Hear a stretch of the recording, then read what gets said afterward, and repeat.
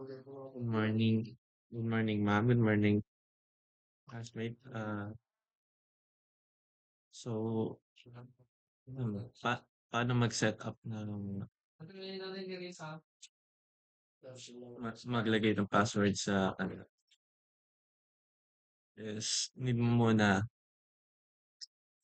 i-start, and then set set mo to as an admin PHP, pero hindi pa siya pindutin mo yung my PHP admin.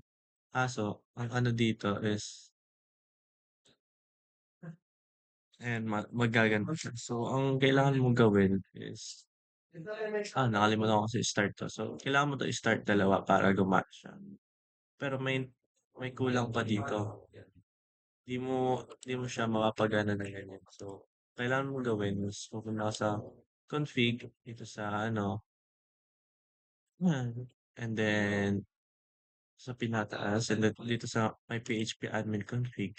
And then yung nandito is itong cookie na 'to, yung nakalagay dito na original is config. So, papalitan mo 'tong nakalagay na config ng cookie, 'yan. Tapos control S mo para siya gumana, control S, 'yan. Then after niyan puwede mo na siya i-X, and then need mo i-restart itong dalawa. Need mo siya i-restart para gumana siya, para ma-apply siya. So, after mo ma-ano, 'yan, X mo na din muna 'to. Tapos i-start mo na 'tong dalawa, kailangan dalawa, kasi yung isa lang makikita mo gano'n siya. And then pipindutin mo 'tong admin dito sa pinakataas, and then eto, ayan. So meron na. So ilalagin ko lang muna yung aking ano, then if gusto mo palitan yung ano, yung password mo, puwede dito. Pero siyempre 'pag ano wala ka pang password, gusto mo i-set up, dito siya.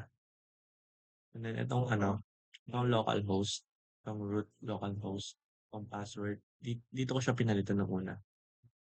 So, ganito. Hindi pala dito. Wait, dito ka. Change password. Yan. Dito. Yan.